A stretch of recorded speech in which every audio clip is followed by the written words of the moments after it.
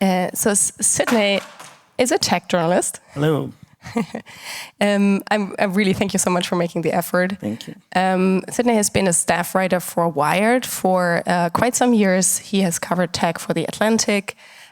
He is also been working for Business Insider and Gizmodo in the very beginning of his career. He is focusing a lot on covering artificial intelligence.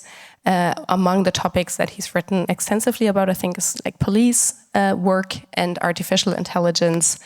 And we will try to talk really about the job of being a tech journalist and why it matters and what the responsibilities of technology reporting are today. And while preparing for our interview on Monday, Sidney and I, we recovered that we share a rather embarrassing career step while becoming digital journalists. And maybe because you are from Los Angeles, you're an American writer and reporter, and this is a mostly German audience, I'd like to invite you to just tell us a little bit about how, as I learned, somebody with a degree in communication, race, and gender, critical gender studies, you came to be a tech reporter. Thank you so much to the Publix team, and you guys have been amazing. But so we had this conversation on Monday about how I became a tech journalist, and I tell the story, which is that I became a tech journalist out of spite.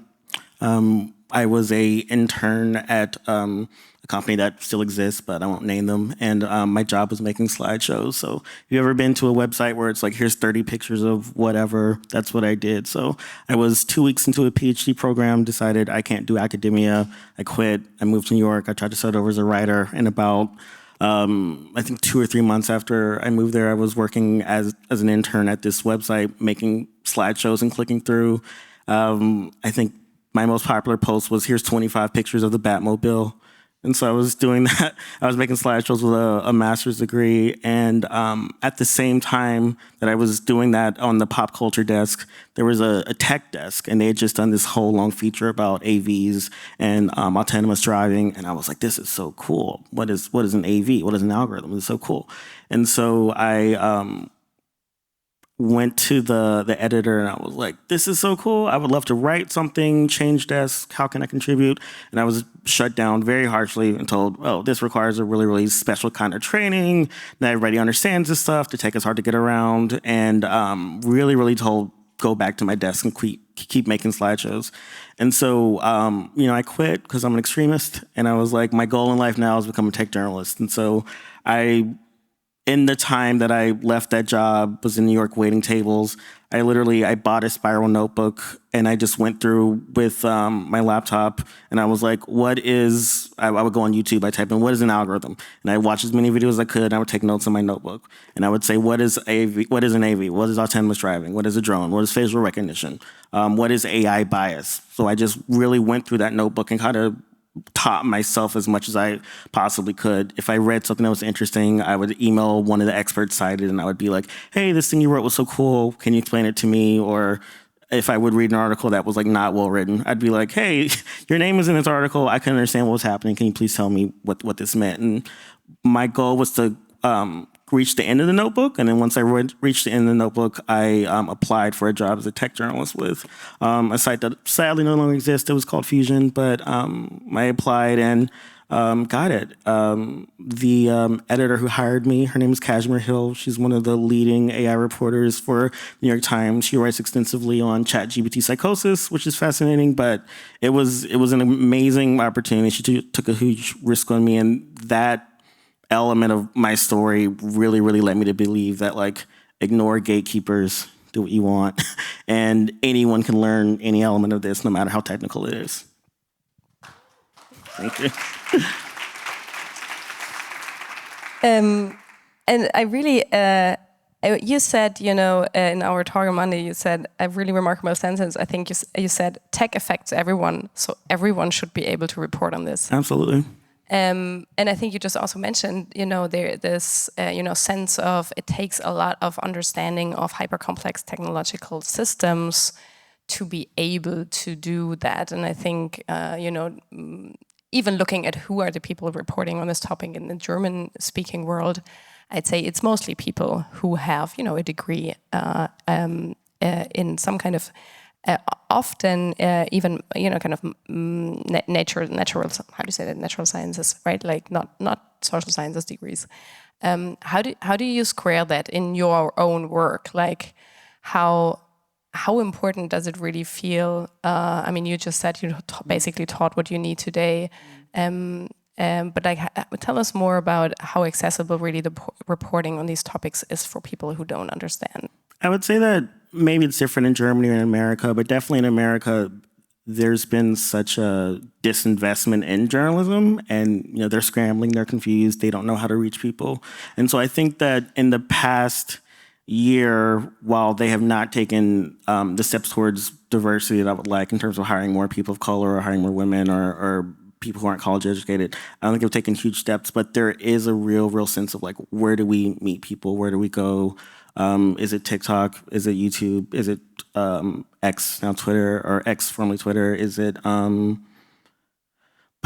Is it Vine? Like, I think that we're in a rare moment where, because traditional journalism institutions know that they're running behind the way that people actually consume information now, they're a little bit more open to, well, however we can get the word out, we'll allow that. And so forms of citizen journalism that use social media, I think, are becoming more important. And so anyone who wants to be a journalist, if you want to go to school, but if you're serious about doing that kind of work, I don't think you should feel limited by your knowledge or your access to these different institutions. I think it's about, if you can get the word out in a way that actually works with people, whether it be in your community or nationally or whatever, that's something that all institutions have to pay attention to, because nobody has the edge anymore. I mean, you could, an article in New York Times to a young person, a New York Times article is not that different from a blog, it's not different from a TikTok. Like, there used to be big differences in terms of their ethos, in terms of their clout or their prestige, but young people receive so much information bite-sized all the time, they don't really have those distinctions. So maybe that's creating an opportunity for people who would normally have to, intern for 4 years and have a degree and do also, maybe they're taking those types of people more seriously, because it's like, wow, if you're getting the word out there, you're someone who is useful and, in connecting people. Yeah, thank you. Your own journey after this first job as techno journalist and then took you to the Atlantic and to Wired. And was there one story, kind of becoming a tech journalist, then your goal, that really, kind of shaped how you think about tech reporting? And then I would also like to see, like, how do you, after telling us a bit more about that, how do you even find topics today? Like, how do you identify what to report on in this, kind of massiveness of, all of these different aspects where AI especially, but also other technologies are impacting us? So I wanted to talk a little bit about what I consider to be 4 elements of a quote-unquote good AI story. It's not going to be any different from just any good story. So I would say number 1 is characters. So we kind of had the discussion on Monday of the title was reporting the machines, and I was like, well, you're never reporting the machines. You're always reporting on people. So all AI reporting needs to be about some person, some people, some group, something like that. That's something I see repeated a lot, is that the active party is OpenAI did this, Sam Altman said this. That's not going to land with people. People are going to be hooked into this company they've never heard of, and the CEO they've never heard of, who lives a completely different life.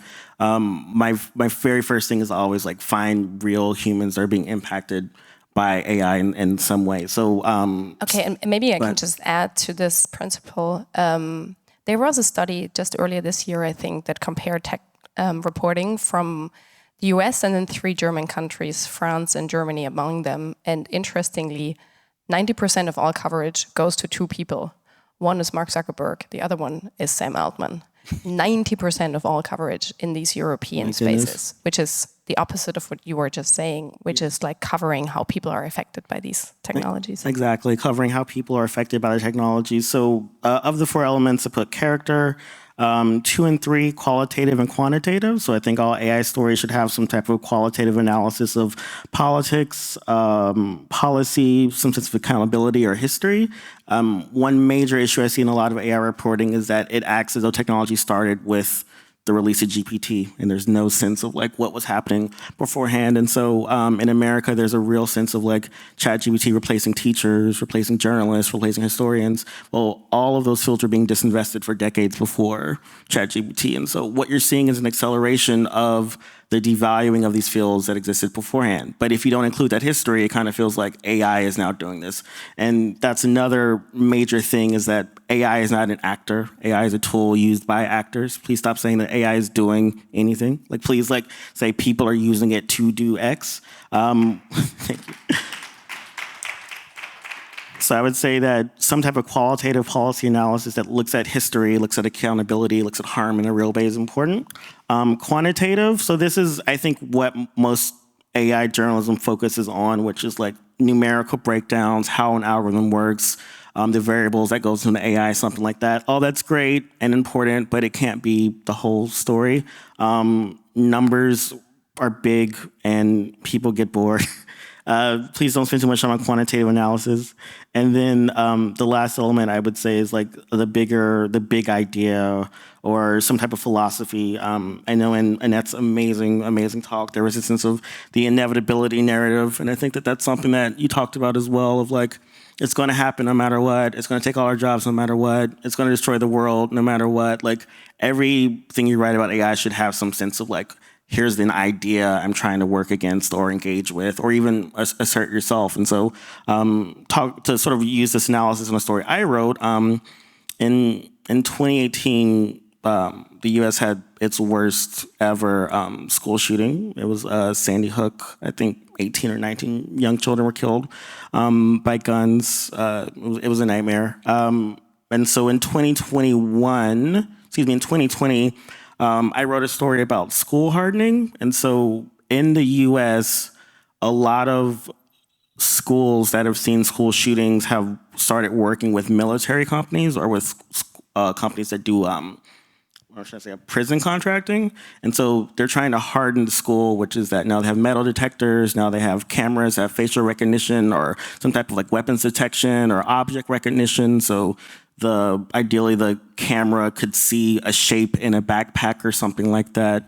There's facial recognition for all the doors. Sometimes the school buses would have some type of face rec where the kids would be scanned going in. So there was this like huge shift of like hardening the school and introducing a suite of AI technologies that were created in prison military settings and putting them in a school setting to deal with or preventing another shooting. And so with that, the character that I spoke with was both reps for these different companies, but also the parents of children who were killed in Sandy Hook. And so I went into the story completely like opposed to it. I was like, absolutely not. No cops in schools, no cameras in schools.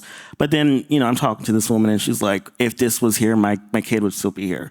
And what can I say to that? That's the truth of it. And so having a character who has like something really happened, there's a real sense of impact, I think is very, very important.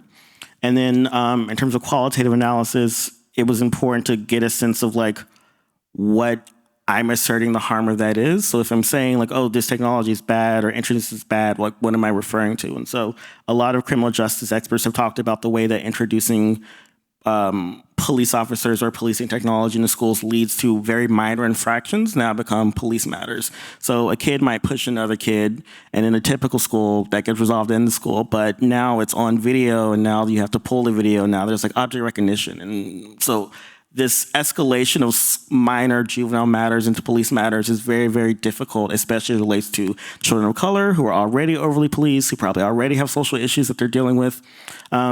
And then from there, the quantitative analysis, which was what is the technology? How does it work? How does object recognition work? How does facial recognition work? What is it exactly? Why is it important or not? And then overall, creating this idea of I wanted that piece to speak to both the inevitability narrative, but also this sense of AI as savior, which I think is also something that happens. So I think what happens a lot is like there will be complex social issues that aren't being addressed. With gun regulation in America, it's very, very heated, but very complex social issue that isn't being addressed socially. And then the idea is that, well, AI will come in and solve it, because that way we don't have to go through legislation and difficult discussions about parents' rights and all these different things. So there's this idea that AI can bypass all the messy human stuff and then will just save us. And with that piece, I really, really wanted to assert the idea that type of thinking or that assumption, it's what's driving, frankly, a very lucrative business. Like, they were making quite a lot of money off of these different schools. And it's unfortunately like a feedback loop. Every time there's a shooting, these businesses make more money. And so it's like a one-to-one, frankly, like a vulture effect almost of like, this is being played against the media. They're like, hey, we can save these kids. And then, this happens. And so noticing that pattern and talking about what I think the real issue is, I think gives the reader something that they feel like they can do or they can hold on to, which is, or are there other ways in which I start to see the savior narrative? Are there other elements of that I see in other stories or in other types of AI, whether you're talking about, in this instance, school shootings, but same thing with like, ChatGPT can help me write my essay. Like, well, is the idea that like it's going to come in and save you because you don't want to do the work? Like, what's happening there? And so I think with any type of like in-depth tech reporting, you always want to give people something they can like, I'm giving you this, now you can recognize it in other places. And that's kind of like what my hope was with that piece. Pattern recognition competence for people. Yes. not for systems.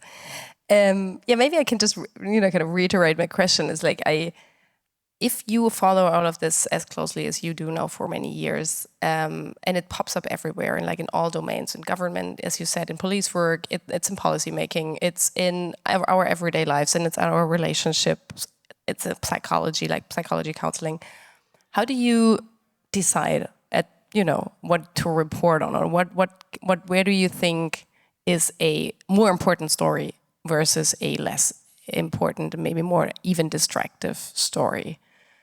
I think that, any journalist knows you pick something, you think it's amazing, and you tell your friend about it, and they're like, I would never read that, I don't care. So I think having a lot of ideas, testing it against people, seeing what you can actually report out is really important.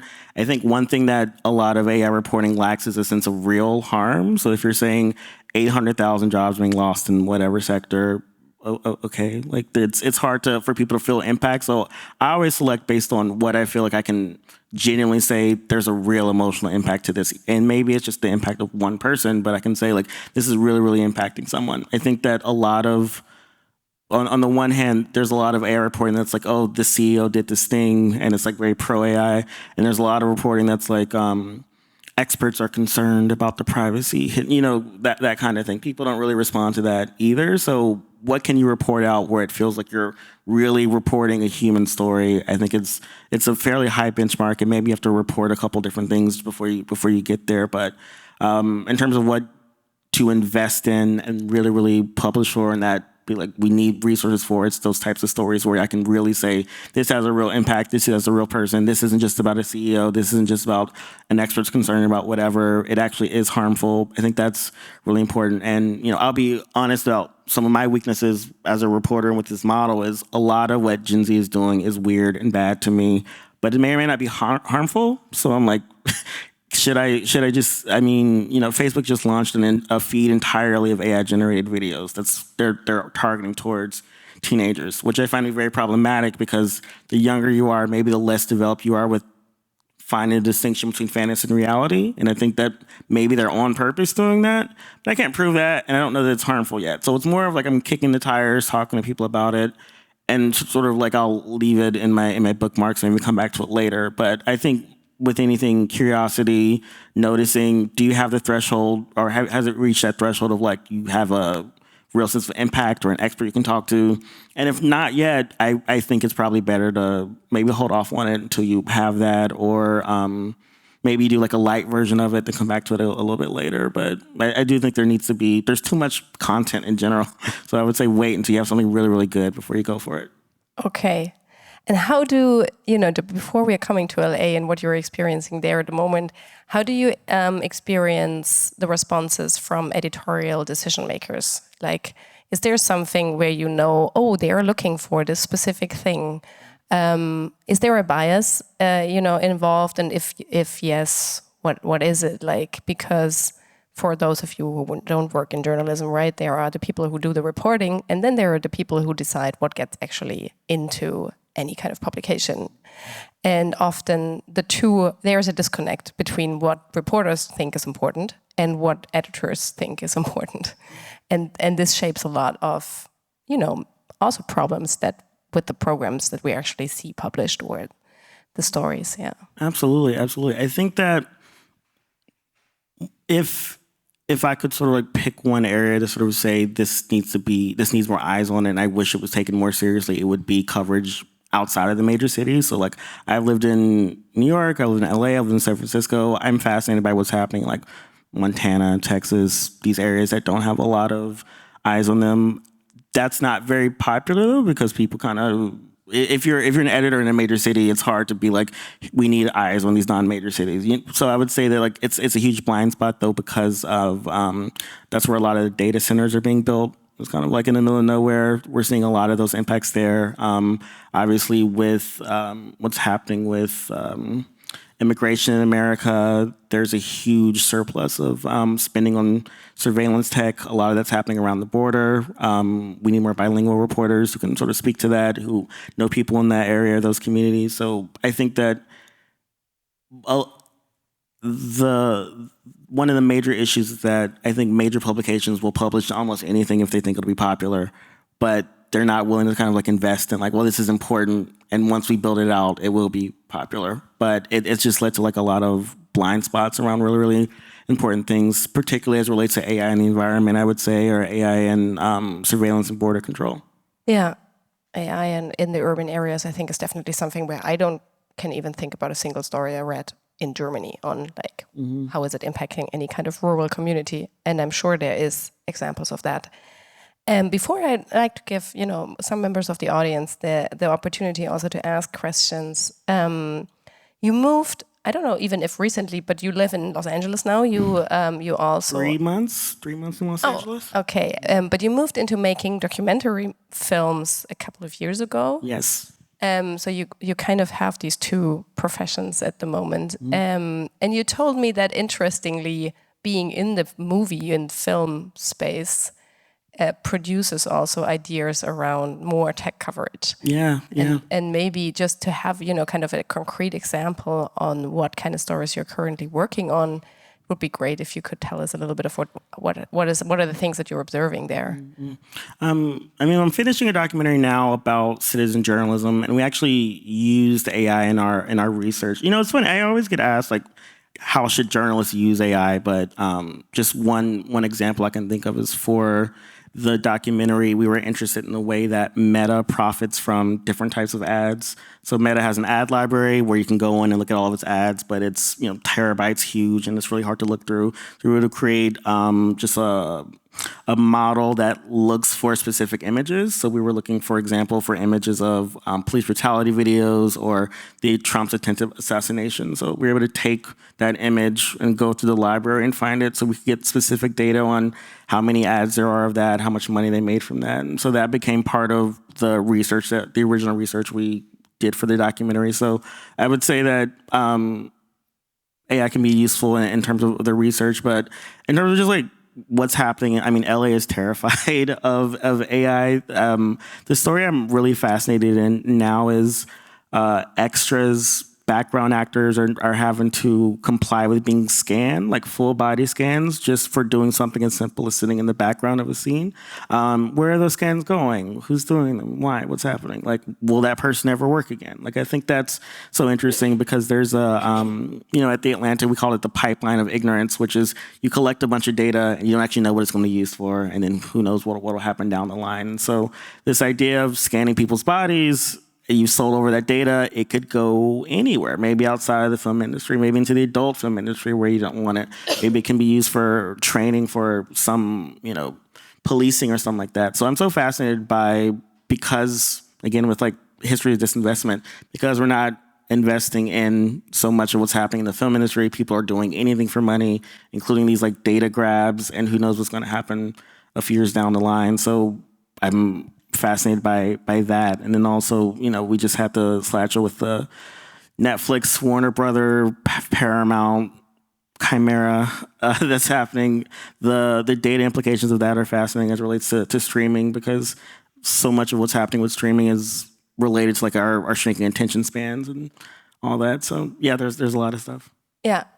What is the one project that you would like to tackle, maybe, around technology in the next, couple of months, or where you think, oh, this is really something that I think needs more attention and I'd really like to see? If I had carte blanche to just report anything or anywhere, I would definitely go to the Congo. So a lot of the AI chips, NVIDIA, a lot of the technologies that are using AI, a lot of that material to make the chip comes from mining in the Congo. So you're seeing forced labor. You're seeing a lot of essentially enslavement. You're seeing all these like war bands that are forcing people into the mines to get the cobalt and the nickel and all these different things. And so I think it'd be fascinating to, maybe not safe, but it would be fascinating to get to the Congo and see those people and see what it's like. I mean, you see these pictures of like 14-year-olds mining with like bowls and things like that because they're forced into it. And so getting people a sense of the pipeline from that teenager in the Congo who's being forced to mine all the way to, Musk or Altman or whoever, and the way chips get used, I think that would be fascinating to really show people like, well, this is where it starts and this is where it's going. Thank you so much. Thank you. And maybe a round of applause for Sidney from this point, and then...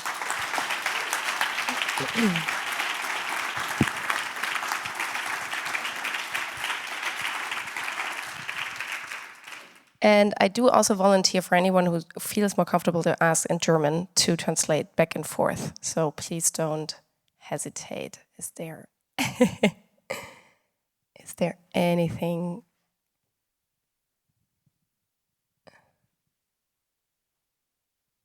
Hi, hello. Thank you very much for the insights and the talk. It was really very cool. I was wondering if you came across certain typical errors when you were looking at other people covering, or other reporters covering artificial intelligence. If you could give us maybe some hints, insights. Okay, typical errors of AI reporting. I would say that algorithms and AI aren't necessarily the same. So I would say, what are you referring to an algorithm? Are you referring to an AI? How was the AI trained? What was the training data? I think there is a certain degree of like fundamentals that I think are important.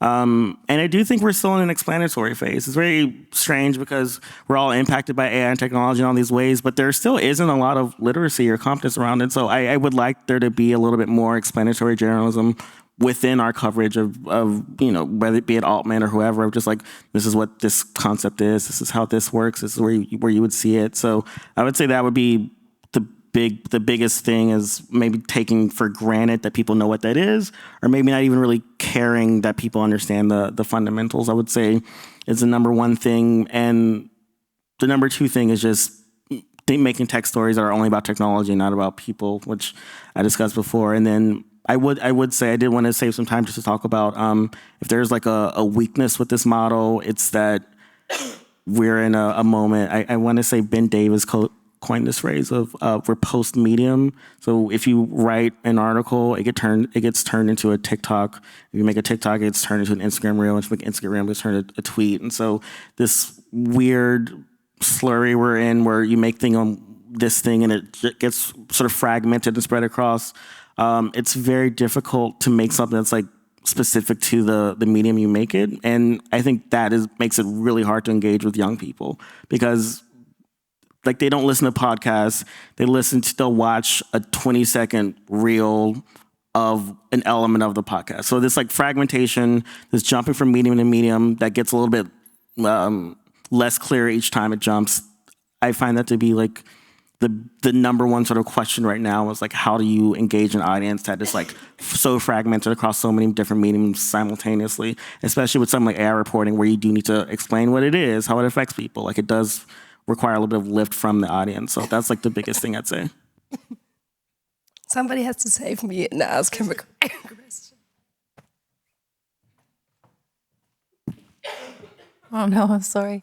Thanks so much for a really interesting conversation. I'm not a journalist. I'm from academia as well, like Annette, and I'm a professor who does research on the sustainability of artificial intelligence, so very much the environmental consequences. And two things. One is a comment. I'm so happy to hear that your dream project or carte blanche project would be to go to the Congo to do that kind of research. And you talked about this chain from the mining of the rare earth minerals to the usage in the chips. I would also add, don't forget about the electronic waste, what happens at the end of the life cycle. Yes. Because it's also incredibly detrimental. And then my question is, so I'm always trying to get the attention on the environmental consequences related to AI, and I think the research is really cool, but I don't know how to bring it to a journalist and get them to say, yes, let's do something about that. So do you have any advice for the academics? How can we capture your attention? Is there a way to talk about it? Is there something that we can do to be able to engage in a conversation? Yeah. I mean, I would say that environmental reporters, we need more. we just need more. And I think all reporters, we get pitches, we get a lot of bad pitches, but this sounds incredible. I would say, though, we love the word exclusive. We love the word embargo. We love a free lunch. So, things like that could be helpful. But I mean, really just talking to a person in real life and reality makes such a huge difference because we're getting pitched so many different things all the time. And I will, if you have a pitch, tell me. And I have friends who are reporters, and I'll be like, write this thing because I said. We'll go from there.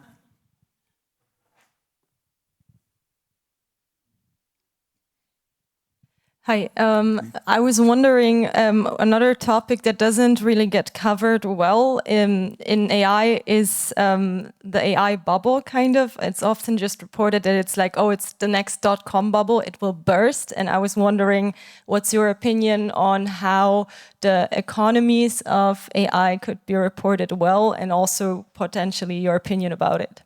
Yeah, the AI bubble is terrifying. I read that 59% of all VC funding in America went to AI startups. That's tens of billions of dollars that could go anywhere else and is going here. This is very, very untested, unproven technology. There's a chance that OpenAI will IPO with $1 trillion.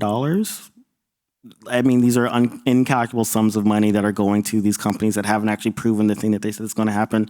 So is it a bubble? Absolutely it is. But I also use the phrase AI bubble to refer to some of the narratives we're talking about, or some of these ideas of this will come in and save us, or this will change everything. So I think tracking when that bubble will pop, when people will stop believing that this is some type of magical Excalibur solution to things, I think is important, because I think those two things are tied. The idea that AI can do anything and save us is very much tied to the idea that this is $1 trillion investment that we should all make. And then obviously, as tens of thousands of jobs are being lost for the sake of AI with no replacement in sight, it's setting us up for a potential disaster. And one thing I've learned is that a lot of solutions are actually quite boring. And so the answer is why don't we retrain the people who are losing jobs? Why don't we report on the job loss numbers? Why don't we find things for them to do? Why don't we see how we can offset or subsidize? Why don't we make living easier for people we know which jobs are on the chopping block? Why don't we make things easier for them, or offering retraining programs? So the AI bubble, I mean, it does feel a little bit inevitable. There's things we could do now, but going back to what I said before about historical disinvestment, because we haven't put enough time or money or energy into helping people historians, journalists, these jobs that are, potentially on the shipping block, it's going to be worse for them. So if it is as inevitable as people say, now it's time to prepare. And that's something that's really, really hard to get our leaders to do or get excited about.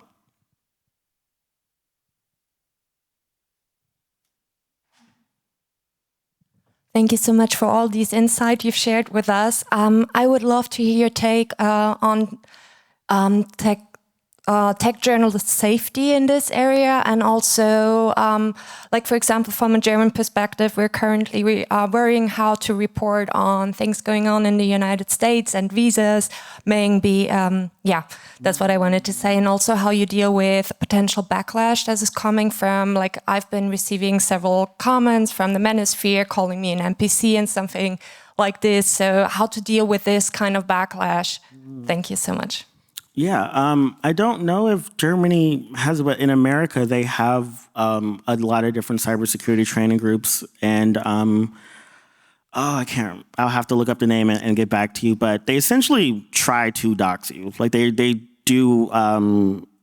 I can't remember the name of it, but it's like they act like attackers and go after you. They see everything they can find, and they send you a report of like, here's what we found, and just basic cybersecurity. I with the documentary, we did a lot of work around protest coverage, because a lot of the pictures you take have GPS coordinates embedded in and things like that. So you post a photo to social media, it has a GPS in it. So maybe you take a picture, then screen grab it, and put that up or something like that. Or you create a separate account from your own, and you just retweet that or reshare that instead of sharing it on your own. So I think that there's a lot of like practical cybersecurity things that could happen. But as it relates to going between Germany and the U.S. and that kind of coverage, I think that is something that I find very, very difficult myself, because this idea that you have to submit 5 years of social media history before you can go to America.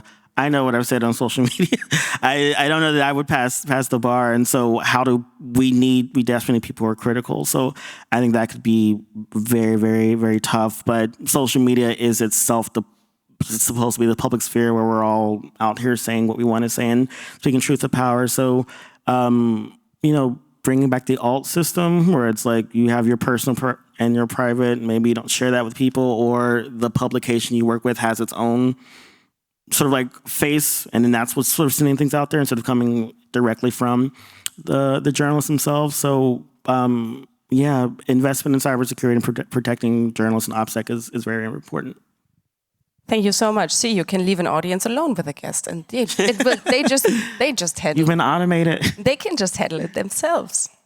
And just on your last point, like we are actually in the process of creating opportunities, and there are some opportunities in people who actually offer training, cybersecurity training to journalists, and keep an eye on our program, because if we do offer this service for anyone or specific groups of journalists, then we will publish it on our website. And at this point, I'd say thank you so much, Sidney, for coming here, for giving us these insights, for being our guest. Thank you. Thank you, everyone.